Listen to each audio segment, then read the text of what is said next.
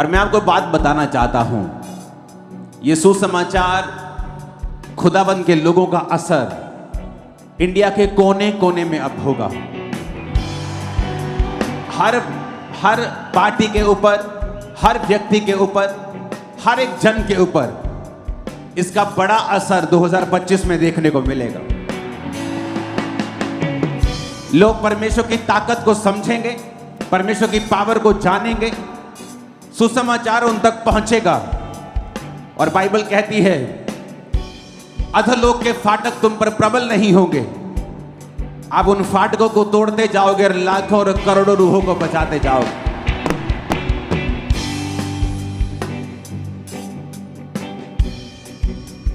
दो 2025 में, क्योंकि आप इस दर्शन का हिस्सा हैं, इसलिए मैं आपसे बात कर रहा हूं।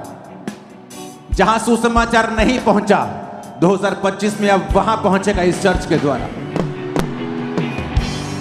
और जब नई जगहों के ऊपर सुसमाचार पहुंचेगा, आपकी बरकतें भी नई होंगी और खुदावंद नई बरकतें आपकी लाइफ के ऊपर रिलीज करेगा। आप तैयार हैं 2025 के लिए? तैयार हैं खुदावंद से बरकतों को लेने के लिए? जहां जहां सुसमाचार नहीं सुना गया, वहां वहां अब ये चर्च जाएगी। 2025 सुसमाचार को सुनाने का साल होगा। आज अगर दुनिया में 400 करोड़ लोग परमेश्वर को मानते हैं, आज मैं आपको बता रहा हूं स्पिरिट के द्वारा, कम से कम 1 करोड़ लोग आज परमेश्वर को ग्रहण करेंगे पूरी दुनिया में। 1 करोड़ लोग पूरी दुनिया में नए आज परमेश्वर में आएंगे, खुदा को अपना उद्धार करता वो ग्रहण करेंगे और ये जान लेंगे कि यीशु मसीह धर्म और जात को बदलने के लिए नहीं आया, वो जीवन को बदलने के लिए आया। जिस तरह आपकी जिंदगी आज बदलने जा रही है यीशु मसीह के नाम में, आमीन खड़कने वाला चाहिए चर्च। और मैं आपको बता देना चाहता हूं, 2 तरह के लोग होते हैं हमारे बीच में। दोनों चर्च में बैठे हैं, दोनों यीशु यीशु कर रहे हैं, लेकिन एक वो है जो आत्मा की बात को सुन के, शरीर की क्रियाओं को मार के परमेश्वर के पीछे चल पड़ा है। उन लोगों के लिए मैं भविष्यवाणी कर रहा हूं। यह भविष्यवाणी कोई गेम नहीं है कि तुम सब नाम वाले आशीषित हो जाओगे चाहे वो दारू पीता हो। मैं आपको बता रहा हूं, खुदाबंद के पीछे जो चलने वाले लोग हैं, मैं आपको लिख कर प्रोफेसी करता हूं, लिख के डाल दो इंटरनेट के ऊपर। इस साल जो आने वाला समय है, आज से शुरू हो जाएगा। आप अपनी लाइफ में बेस्ट रिसीव करेंगे इन जीसस नेम। मैंने कहा आप बेस्ट रिसीव करेंगे। आमीन। ऊंचाई आशीष आपकी है। Hallelujah, hallelujah. जो खुदाबंद का सुसमाचार होगा, चाहे उसका जितना मर्जी विरोध हो, लेकिन आप देखोगे 2025 में ये गली गली तक पहुंचेगा, मोहल्ले मोहल्ले तक पहुंचेगा। आप सच्चाई को छुपा नहीं पाएंगे, सच्चाई को रोक नहीं पाएंगे। आमीन। ऊंचाई आशीष हमारी है। सूर्य के सामने काला कपड़ा रखने से सूर्य छुपता नहीं है।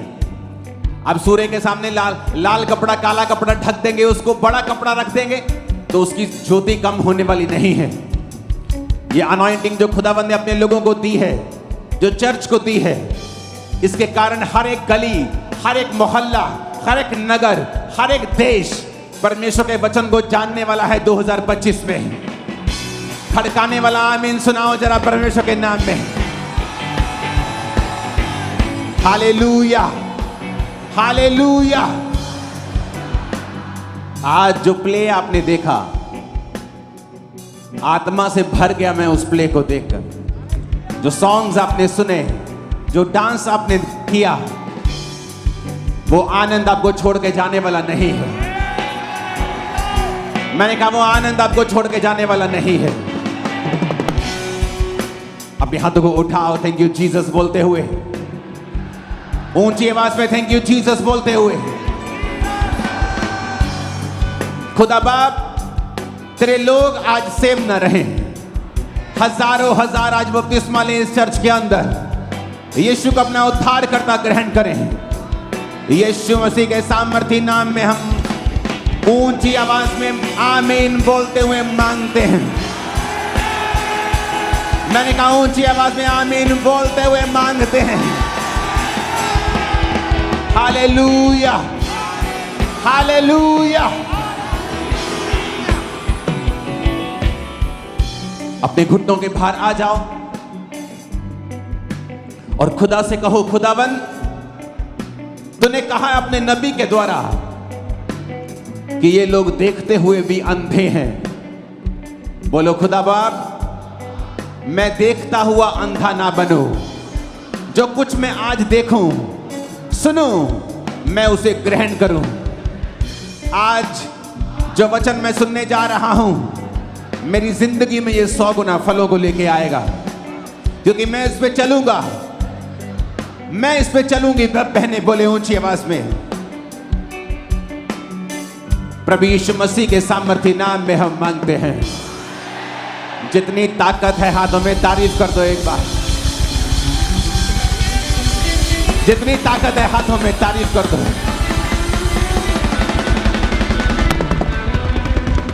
हालेलुया। बाहर का हॉल कंप्लीट होता जा रहा है तो कितना सुंदर लगता जा रहा है। हैप्पीएस्ट क्रिसमस आप सबको,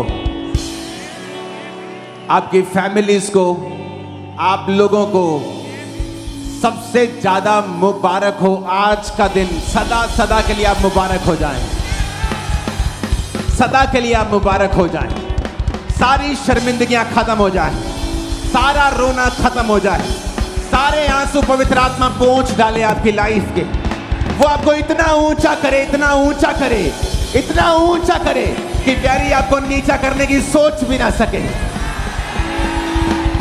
हालेलुया, हालेलुया। आज से आपके चेहरों पर सिर्फ शैतान खुशी ही देखने पाए, आपका हंसना ही सिर्फ वो देखने पाए। हर पाप की ताकत आपकी जिंदगियों से टूट जाए आज, सारी शैतानी गंदगी टूट जाए आज यीशु के नाम में। आमीन। ऊंचाई आशीष हमारी है। Hallelujah, hallelujah. मेरा यह विश्वास है कि ये सुसमाचार जो आज शुरू होगा ये थमेगा नहीं, जिस पावर से आज शुरू होगा। अगले साल, इस साल बहुत से इनविटेशंस थे। हमारी पूर्वोत्तर की जो एक स्टेट है, क्रिश्चियन स्टेट, उनके सीएम का इनविटेशन था, लेकिन तब शोभा यात्रा थी, तब मैं जा नहीं पाया। पंजाब के सीएम का मीटिंग करने का इनविटेशन था, लेकिन चर्च वो अभी कर नहीं पाई क्योंकि उनकी भी डेट्स का था। लेकिन मैं आपको बताता हूँ, अगले साल सब मीटिंग्स हम टाइम पर करेंगे, उसी हिसाब से सारी चीज़ें करेंगे। क्योंकि इस साल सब मौके पे कह रहे थे कि आप इस तारीख को आएँ, आप आएँ। मैंने कहा नहीं, पॉसिबल नहीं है इस तारीख को, क्योंकि शोभा यात्रा थी। उसके बाद 31 से पहले पंजाब सरकार बोल रही थी, तो तब भी पॉसिबल नहीं था। 31 की मीटिंग बहुत इम्पॉर्टेंट होती है। तो लेकिन मैं आपको बता रहा हूँ, अगले साल जनवरी में ही मीटिंग शुरू हो जाएंगी और सबसे पहले पश्चिम बंगाल में जा रहा हूँ। और सुसमाचार के जो रास्ते ओपन होंगे, आज पूरी दुनिया में जीसस क्राइस्ट के जन्मदिन को लोग मना रहे हैं। चर्चिस में बैठे हैं, घरों में बैठे हैं, मार्केट्स में घूम रहे हैं, लेकिन क्या उनको मालूम है कि जीसस क्राइस्ट का जन्म क्यों हुआ? सब धर्मगुरु जब पैदा होते हैं उनके जन्मदिन को लोग मनाते हैं। जीसस क्राइस्ट को भी वो उस तरह से समझते हैं और वो बोलते हैं क्रिश्चियन लोगों का जो गुरु है, क्रिश्चियन लोगों का जो परमेश्वर है, उसके जन्मदिन को हम मना रहे हैं। लेकिन क्या उन्हें मालूम है कि क्यों प्रभु यीशु मसीह ने दुनिया में जन्म लिया? वो क्या करने के लिए आया? उसका मकसद क्या था जन्म लेने का? और ये मकसद क्या था आज आपको मैं समझाऊंगा। और मेरा ये विश्वास है कि ये मैसेज जब आज शुरू होगा, ये इस इंडिया के कोने कोने और दुनिया के कोने कोने में 2025 में जाएगा और हजारों, लाखों और करोड़ों लोग परमेश्वर को ग्रहण करेंगे। यशाया 9 उसकी 1 से 7 आयत में लिखा है, तो भी संकट भरा अंधकार जाता रहेगा। पहले तो उसने जबलून और नप्ताली के देशों का अपमान किया, परंतु अंतिम दिनों में ताल की ओर से यरदन के पार की अन्य जाति के गलील को वो महिमा देगा। जो लोग अंधियारे में चल रहे थे उन्होंने बड़ा उजियाला देखा। जो लोग घोर अंधकार से भरे हुए मृत्यु के देश में रहते थे उन पर ज्योति चमकी। तूने जाति को बढ़ाया, तूने उनको बहुत आनंद दिया। जीसस क्राइस्ट ने कहा, तो भी संकट भरा अंधकार जाता रहेगा। यह किसी देश की बात नहीं कर रहा। हां, इस वचन में वो एक देश की बात कर रहा है, क्योंकि वचन कहता है परमेश्वर का जब सुसमाचार शुरू हुआ तो जबलून और नप्ताली के देश से हुआ। वचन कहता है उस देश का बहुत अपमान हुआ था, उस देश का बहुत निरादर हुआ था, क्योंकि जब आप परमेश्वर से दूर चले जाते हैं आपका निरादर होता है।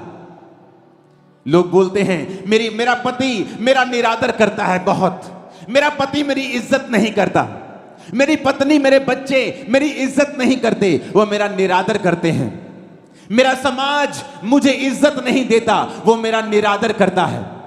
आज समाज में निरादर होता है, तू छोटी जाति का है, तू बड़ी जाति का है, लेकिन जब कोई चर्च में आता है, वचन को सुनता है, परमेश्वर को ग्रहण करता है, आज हम सब जातियां एक तरह से एक ही छत के नीचे बिना भेदभाव के बैठी हैं। आपका आदर परमेश्वर कर रहा है।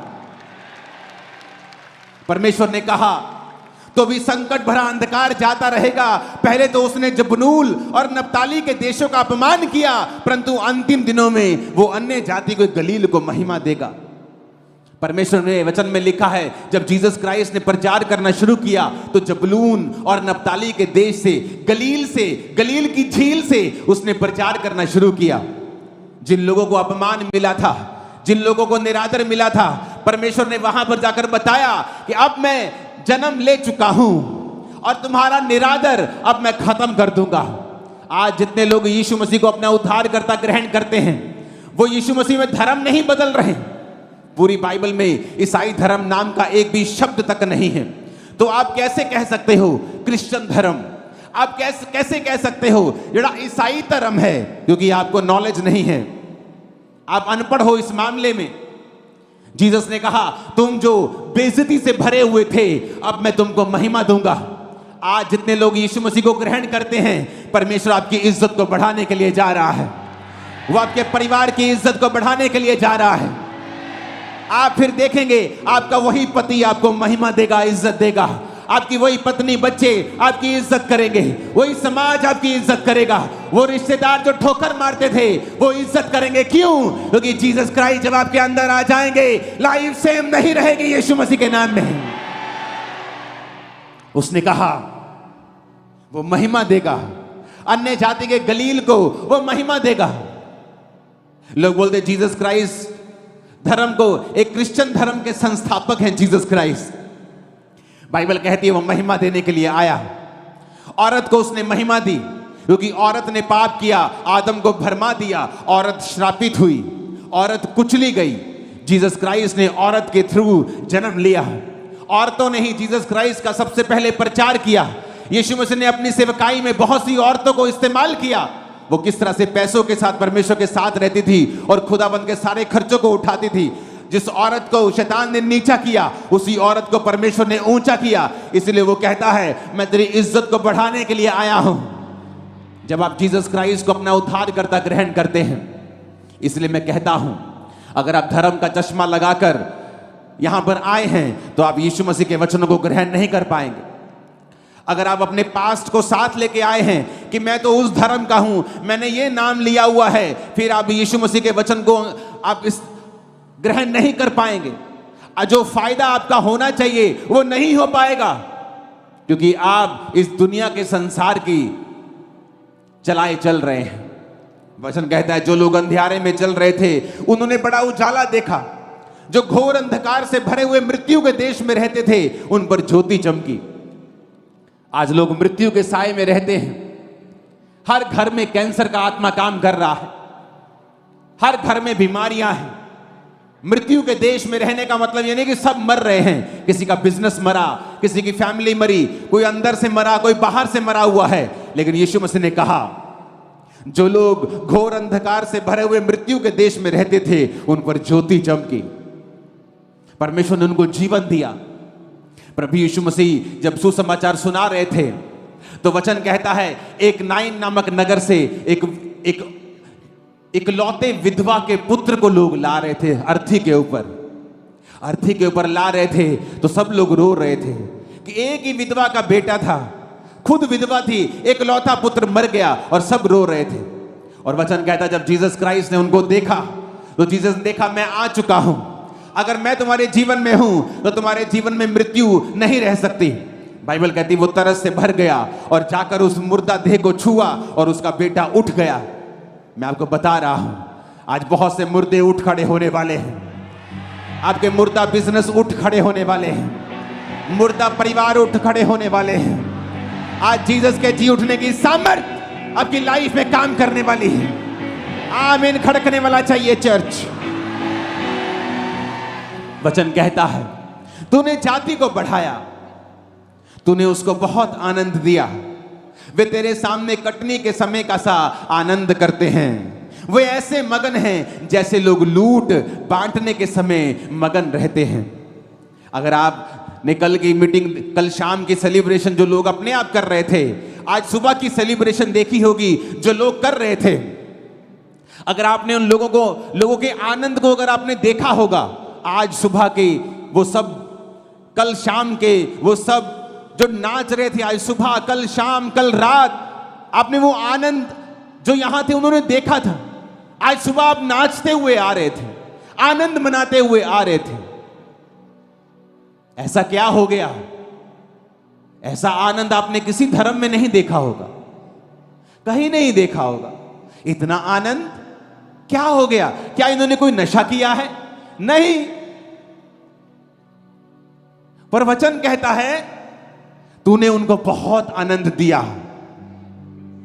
कहता वो कटनी का आनंद कर रहे, जैसे कटनी नहीं होती और किसान आनंदित होता है क्योंकि उसको मालूम है जो आड़ती उसे पैसे लिए हैं उसका कर्जा खत्म हो जाएगा। अब मेरे घर में बाथरूम बन जाएगा, मैं पैसों से अब नया घर बना लूंगा, 2 कमरे और डाल लूंगा, 4 खेत और 2 खेत और किराए पे ले लूंगा, 1 खेत अपना ले लूंगा। कहता कटनी पर आनंद होता है। कहता तूने अपने लोगों को कटनी का सा आनंद दिया है। अगर आप लोगों को देखें आनंद मनाते हुए, यहां पर लोग डांस कर रहे हैं मॉर्निंग से, कल रात से वो आशीष में नाच रहे हैं, झूम रहे हैं। क्यों? क्योंकि वचन कहता है उसने तुम्हें कटनी का सा आनंद दे दिया है, तुम ऑलरेडी ले चुके हो। कहता वो ऐसे मगन हैं जैसे लूट बांटने के समय लोग मगन होते हैं। किसी की लॉटरी लग जाए, देखते वो कैसे मगन होता है, वो कैसे आनंद मनाता है। वैसे ही आनंद आज क्रिश्चियन लोग कर रहे हैं, जो आत्मा से भरे हुए हैं। वैसा ही आनंद आज आप लोग कर रहे हैं। ये किसने दिया? परमेश्वर ने दिया। 2004 से मैं क्रिसमस मना रहा हूं, मैं वैसे ही आनंदित रहता हूं 2004 से ही। तब मैं चंगा नहीं हुआ था अभी, लेकिन फिर भी आनंदित था क्योंकि मेरे को मालूम था मैं ऐसे परमेश्वर के पास आ गया हूं जो मुझे चंगा कर सकता है। अगर मेरी बीमारियों से मुझे उसने आजाद कर दिया है, मेरे नशों से मुझे आजाद कर दिया है, उस नशे से कोई मुझे आजाद नहीं कर पाया। सुबह 12 बजे नशा छोड़ता था, नहीं करता था 12 बजे तक, तो फिर घूमता था। मैं आनंदित था 2004 में कि परमेश्वर ने मुझे आजाद किया। 5 में, 6 में, 7 में, आज 24 आ गया, 20 साल हो गए, मैं आनंद में झूम रहा हूं क्योंकि यह आनंद मुझे किसी इंसान ने नहीं, परमेश्वर ने दिया है। किसी इंसान ने दिया होता तो जब वो मुझसे नाराज होता मुझसे छीन लेता। ये तूने मुझे बर्थडे विश नहीं किया, दे मेरा आनंद, तो मेरे कहने पे आया नहीं, मेरा आनंद वापस कर दे। लेकिन बाइबल कहती है आनंद तुम्हें परमेश्वर ने दिया है, और यही आनंद वो देने के लिए इस पृथ्वी के ऊपर आया। मैं आपको बता सकता हूं आज लोग फेक लाइफ जीते हैं, खरबों रुपया होने के बावजूद भी वो खुश नहीं है, आनंदित नहीं है। लेकिन आज देखो आप आनंदित हो, मैं आनंदित हूं अपनी जिंदगी से। अब आप आनंदित हैं क्योंकि ये आनंद हमें परमेश्वर ने दिया है। उसने कहा तूने जाति को बढ़ाया, तूने उनको बहुत आनंद दिया है। 4 आयत में लिखा, क्योंकि तूने उनकी गर्दन पर के भारी जुए, उनके पहंगे के बांस और उन पर अंधेर करने वालों की लाठी और इन सबों को ऐसा तोड़ दिया है जैसे मिधानियों के दिन में किया था। क्योंकि युद्ध में लड़ने वाले सिपाहियों के जूते और लहू में लथड़े हुए कपड़े सब आग का कोर हो जाएंगे। 6 आयत में लिखा, क्योंकि हमारे लिए एक बालक उत्पन्न हुआ। खींच के हालेलुया बोलो जरा। हमें एक पुत्र दिया गया है। हालेलुया। प्रभुता उसके कांधे पर होगी। उसका नाम अद्भुत युक्ति करने वाला, पराक्रमी परमेश्वर, अनंत काल का पिता और शांति का राजकुमार रखा जाएगा। उसकी प्रभुता सर्वदा बढ़ती रहेगी, उसकी शांति का राज का अंत ना होगा। इसलिए वह उसको दाऊद की राजगद्दी पर इस समय से लेकर सर्वदा के लिए न्याय और धर्म के द्वारा स्थिर किए और संभाले रहेगा। सेनाओं के यहोवा की धुन के द्वारा यह हो जाएगा। ऊंची आवाज से बोलो हालेलुया। वचन में लिखा है, यशाया उसके 2 और उसकी 4 आयत में कहता है, जाति जाति का न्याय करेगा, देश देश के लोगों के झगड़ों को मिटाएगा। वे अपनी तलवारें पीट कर हल के फाल और अपने भालों को हंसियां बनाएंगे। तब एक जाति दूसरी जाति के विरुद्ध फिर तलवार न चलाएगी, ना लोग भविष्य में युद्ध की विद्या सीखेंगे। कैसे ये दुनिया आज 400 करोड़ क्रिश्चियन लोगों से भरी हुई है, क्योंकि हमारा परमेश्वर यह सिखाता है कि तुम्हें तलवार चलाने की जरूरत नहीं है। कहता भविष्य में तुम तलवार की शिक्षा नहीं सीखोगे। आज कोई आपका विरोध करता है, चर्च कभी नहीं कहती तलवार ले जाओ और उन लोगों के खिलाफ खड़े हो जाओ। इसीलिए हम 400 करोड़ हैं, आज के बाद 401 करोड़ हो जाएंगे। कहता भविष्य में लोग युद्ध की विद्या नहीं सीखेंगे, आत्मा से भरे हुए मिलेंगे। Hallelujah, hallelujah. परमेश्वर का वचन कितना शानदार है, तसल्ली देने वाला है। उसने कहा तुम्हारी गर्दन पर के जुए को वो तोड़ डालेगा। अंधेर करने वाले की लाठी जो तुम पर शैतान की बचती थी दुखों की, वो तोड़ डालेगा। जब सिर पर जुआ होता है, वो औरतों के जो पट्टे उठाकर चलती, कभी उनको देखा है? सिर पर पट्टों की पंड होती है, और जब वो कोई बोलता है कि बहन जी कितना, वो ऐसे आंखों से देखती है कि ठीक है जी, क्योंकि वो ऊंचा नहीं देख सकती, इधर नहीं, गर्दन नहीं घुमा सकती। जीसस ने कहा वो तुम्हारे जुए को तोड़ डालेगा। उसका वचन कहता है जो जुआ तुम्हारे सिर के ऊपर है, जो शैतान ने बीमारी का डाला, गरीबी का डाला, श्रापों का डाला, उसने कहा वो जुआ तुम्हारी गर्दन पर से वो तोड़ देगा। वो लाठी अंधेर करने वालों की जो तुम्हें मारती है, शैतान की लाठी, कि जैसे मैं कुछ अच्छा करने वाला होता हूं मेरे घर में बीमारी आ जाती। जैसे हम अपना घर बनाने लगते हैं, कोई एक्सीडेंट हो जाता है, हम कर नहीं पाते, ये लाठी है शैतान की। और परमेश्वर ने कहा हमें एक बालक दिया गया है, जो कोई उस बालक को ग्रहण करेगा कि वो हमारे लिए आया, परमेश्वर उस अंधेर करने वालों की लाठी को तुम्हारे जीवन से तोड़ देगा। वो जुआ जो तुम्हारे सिर के ऊपर है, जो तुम्हें ऊंचा नहीं देखने देता, परमेश्वर कहता मैं उसे तोड़ डालूंगा। आज वो सारे जुए टूट जाएंगे, आज वो सारी लाठियां टूट जाएंगी। यीशु मसीह के नाम में आमीन। ऊंचा चाहिए। Hallelujah, hallelujah. ये वचन जो मैं आपको सुना रहा हूं, ये जीसस क्राइस्ट के जन्म से 700 साल पहले का सुना रहा हूं। अभी तक यीशु मसीह जन्मे भी नहीं थे, और ये 700 साल पहले सब बातें यशाया नबी के द्वारा लिख दी गई थी कि ऐसा ऐसा होगा, एक कुमारी गर्भवती होगी। यशाया 11 उसकी 1 से 10 आयत में लिखा है, यीशु के ठूंठ में से एक डाली फूट निकलेगी, उसकी जड़ में से शाखा निकलकर फलवंत होगी। यहोवा का आत्मा बुद्धि समझ का आत्मा, युक्ति पराक्रम का आत्मा, ज्ञान और यहोवा के भय का आत्मा उस पर ठहरा रहेगा। किसकी बात वो कर रहा है? बोलो जीसस क्राइस्ट की बात हो रही है। यशायाह 7 उसकी 14 आयत में लिखा है, इस कारण प्रभु आप ही तुमको एक चिन्ह देगा, सुनो एक कुमारी गर्भवती होगी और पुत्र जनेगी और उसका नाम इमैनुअल रखेगी। जो लोग सवाल उठाते थे कि इमैनुअल ये कैसे हो सकता है, जीसस क्राइस्ट ये कुंवारी के पेट से, कोई कुंवारी कैसे गर्भवती हो सकती? बाइबल कहती है ये यीशु मसीह के जन्म के 700 साल पहले लिखा गया था कि यहोवा तुमको एक चिन्ह देगा कि जो दुनिया का उद्धार करता आएगा धरती के ऊपर, वो संपूर्ण मनुष्य होगा लेकिन आदमी के बीज से पैदा नहीं होगा। वो संपूर्ण मनुष्य भी होगा और संपूर्ण परमेश्वर भी होगा, लेकिन वो सिर्फ स्त्री के बीज से, स्त्री के वंश से पैदा होगा। इसीलिए परमेश्वर ने आदम और हवा को कहा था, हवा को बोला था कि सांप तेरी एड़ी को डसेगा। उसका वंश जब पैदा होगा वो उसकी एड़ी को, सिर्फ औरत के वंश के बारे में परमेश्वर ने बात की। जीसस के अंदर जो ब्लड था वो परमेश्वर का था, इंसान के बीज से वो पैदा नहीं हुए थे। और ये 700 साल पहले लिखा गया था कि देखो परमेश्वर तुमको एक निशानी देगा, एक कुंवारी गर्भवती होगी और पुत्र जनेगी। ऊंची आवाज से बोलो हालेलुया। और उसका नाम इमैनुअल रखेगी। एक कुंवारी गर्भवती होगी, उसका नाम इमैनुअल रखेगी। बुद्धि का आत्मा, समझ का आत्मा, पराक्रम का आत्मा, ज्ञान का आत्मा उसके ऊपर होगा।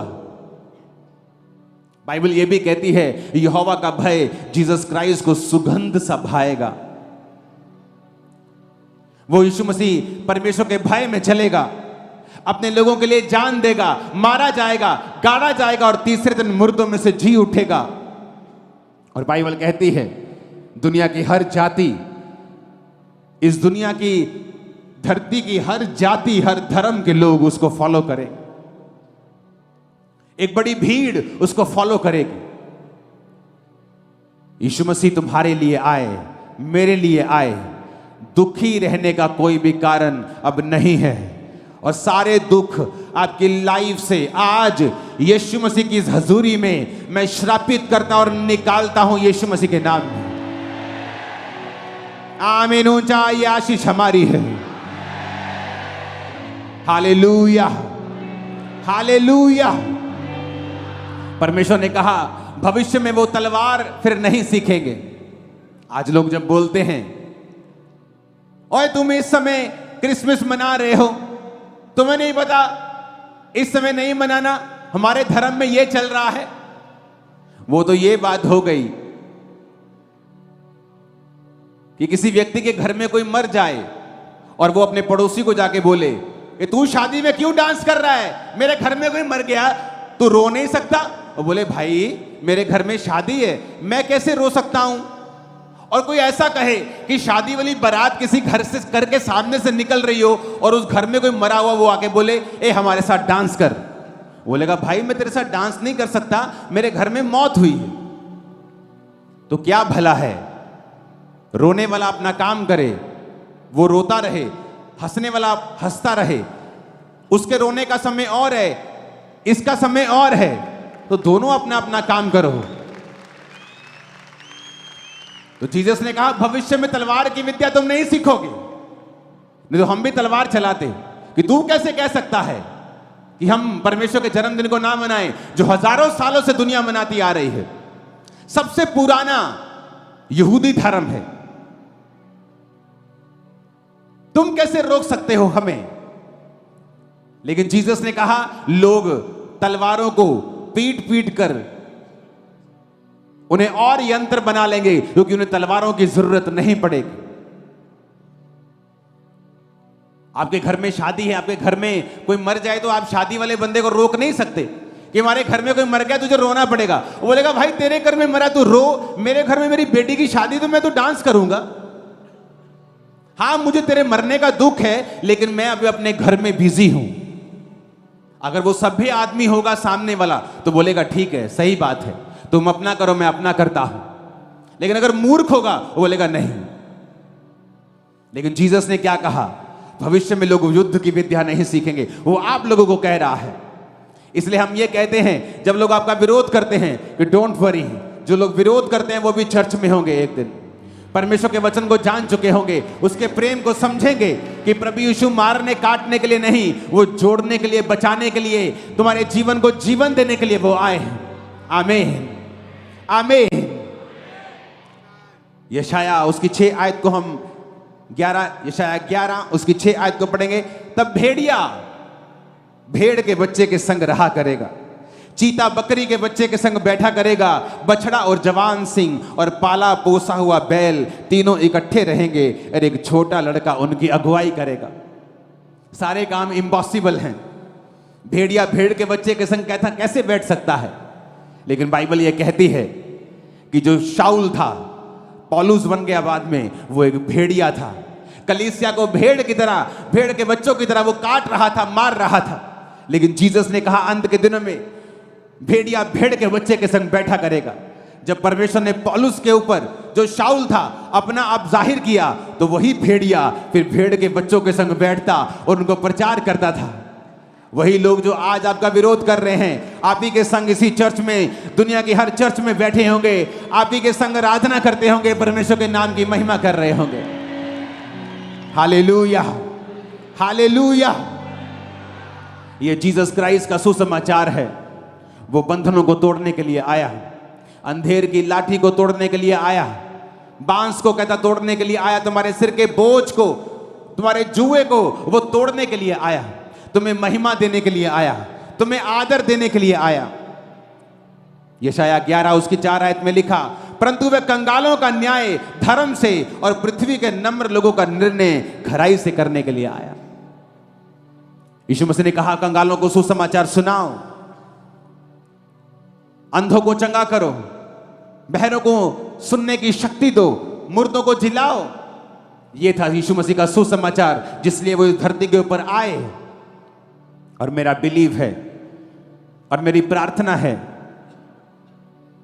कि यीशु मसीह ने जो कुछ आपके लिए किया है, उसके सारे बेनिफिट, वो फाइनेंशियल हो, वो फिजिकल हो, स्पिरिचुअल हो, आप और आपका परिवार उनका फायदा ले सके। मेरी प्रार्थना है पूरा पूरा फायदा ले सके। मेरी प्रार्थना है, मैंने कहा पूरा पूरा फायदा ले सके। मेरी प्रार्थना है जीसस क्राइस्ट ने जो हमारे लिए किया है, आप उसका पूरा फायदा ले सकें। जब आपको मालूम हो जाएगा कि मुझे अब निराश रहने की जरूरत नहीं, मेरे जुए को उसने तोड़ दिया है, मुझे क्या करना है? सिर्फ जीसस क्राइस्ट के ऊपर बिलीव करना है, यीशु मसीह के ऊपर विश्वास करना है, उसे अपना उद्धारकर्ता ग्रहण करना है, बपतिस्मा लेना है। आज क्रिसमस पर बपतिस्मे होंगे, मैं आपको बैप्टाइज करूंगा यीशु मसीह के नाम में, और आप समझ जाएंगे इस वचन को, जो वचन बाइबल में लिखा है कि जो विश्वास करेगा और बपतिस्मा लेगा उसका उद्धार होगा। वो किस उद्धार की बात कर रहा है? क्योंकि इस दुनिया में जब आप उद्धार शब्द को सुनते हैं, आपको लगता है ये कोई स्पिरिचुअल बात हो रही है। लेकिन जीसस क्राइस्ट ने अगर आपके शरीर को बनाया है, तो वो सिर्फ आत्मा की बातें आपसे नहीं करता। पतरस ने कहा, परमेश्वर हम सब कुछ छोड़ के तेरे पीछे हो गए हैं। जीसस ने कहा, ऐसा एक भी नहीं है जिसने खेतों को, पैसों को, फैमिली को, बाल बच्चों को मेरे लिए छोड़ दिया हो और इस समय 100 गुना ना पाए और परलोक में अनंत जीवन। कि जो कुछ तुमने छोड़ा है तुम 100 गुना पाओगे और तुम साथ में परलोक में अनंत जीवन भी पाओगे। तो जीसस ने सिर्फ आत्मा की बात नहीं की। जब परमेश्वर ने अब्राहम को कहा कि तू अब्राहम की आशीष तेरे को मिलेगी, तो अब्राहम की आशीषें सिर्फ आत्मिक नहीं थी, शारीरिक भी थी और आत्मिक भी थी। आज आप सिर्फ जब परमेश्वर को ग्रहण करते हैं, उद्धार सिर्फ आत्मा का नहीं होता, वो आपके शरीर का उद्धार करता है, परिवार का उद्धार करता है, मन का उद्धार करता है, दिमाग का भी उद्धार करता है, सोचों का उद्धार करता है, फैमिली का, नेशंस का, देशों का, मोहल्लों का उद्धार करता है, उसका उद्धार बहुत बड़ा है। हालेलुया। जब आप जीसस क्राइस्ट को आज ग्रहण करते हैं, जब आप उसको अपना जीवन देते हैं, वो उद्धार आपके चारों दिशाओं में आप उसे अपने जीवन में आता हुआ देखेंगे। मेरी प्रार्थना है कि 2025 में आप अपनी लाइफ की बिगेस्ट गवाही को देंगे, और ये गवाही इतनी बड़ी होगी, आपके रिश्तेदार उसे सुनने के लिए जरूर आने वाले हैं। आमीन खड़कने वाला चाहिए चर्च। Hallelujah, hallelujah. अपने पड़ोसी को बोलो, क्या जीसस तेरी जिंदगी में है? ऊंची आवाज में बार बार पूछो जरा। बोलो अगर नहीं है तो आज उसे ग्रहण कर ले और बपतिस्मा ले ले। मैं आपको बता रहा हूं, खुशी, आनंद, लाइफ की आशीषें खुदा के हाथ में नहीं है, आपके हाथ में है। खुदा के हाथ में नहीं है, खुदा के हाथ में थी, लेकिन जब जीसस आए वो आपके हाथ में दे गए। कहते अगर तू विश्वास करेगा तो उद्धार को देखेगा। उस औरत को बोला जिसका भाई मर गया, अगर तू विश्वास करेगी तो खुदा की महिमा को देखेगी। कहती है कि भाई था, हम लुट गए प्रभु। मरियम, मार्था, हम लुट गए। दोनों बहनें बोलती थी मर गए हम, एक ही भाई मर गया हमारा। खुदा कहता नहीं, तेरे हाथ में है। अगर तू विश्वास करेगी तो खुदा की महिमा को देखेगी। आपके हाथ में है। विश्वास करोगे, आज बपतिस्मा लोगे तो खुदा की महिमा को तुम देखने वाले हो। खुदा की महिमा को तुम देखने वाले अपने घरों में, यीशु मसीह के नाम में। हालेलुया। आपके हाथ में है। अपने पड़ोसी को बोलो, तेरे हाथ में है। तेरी खुशी, तेरा बेस्ट फ्यूचर तेरे हाथ में है। अगर तू यीशु को ग्रहण करेगा, अपना उद्धार करता मानेगा, बपतिस्मा लेगा, उसके पीछे चलेगा, पाप ना करेगा, तो सब कुछ खुदा तुझे देगा। वो तेरे हाथों में है। यीशु मसीह के नाम में आमीन। ऊंची आवाज में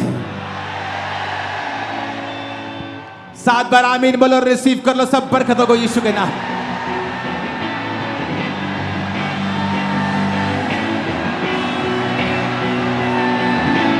हालेलुया,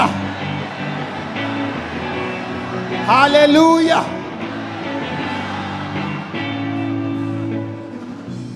वो समाचार कि संकट भरा अंधकार जाता रहेगा, यही वचन अगर समझ आ जाए ना कि संकट भरा अंधकार जाता रहेगा, जब जीसस क्राइस्ट लाइफ में आएंगे तो जिंदगी सफल हो जाएगी। अगर एक लाइन बाइबल की समझ आ गई तो संकट भरा अंधकार जाता रहेगा। संकट क्योंकि फैमिली डेथ हो रही, संकट क्योंकि कर्जा बढ़ गया है, संकट क्योंकि कैंसर बढ़ रहा है, फैल रहा है। यीशु ने कहा संकट भरा अंधकार जाता रहेगा, वो जाता रहेगा। आज लंगड़े चलेंगे और अंधे देखेंगे और कोढ़ी शुद्ध होंगे, और बीमारियां जाती रहेंगी और व्हीलचेयर के रोगी आजाद होकर यहां से वापस जाएंगे। क्योंकि संकट भरा अंधकार वचन कहता है जाता रहेगा। जिन देशों ने अपमान सहा, उन देशों को परमेश्वर महिमा देगा। महिमा पाने के लिए तैयार हो? मैंने कहा इज्जत लेने के लिए तैयार हो? संकट भरे अंधकार से आजाद होने के लिए तैयार हो?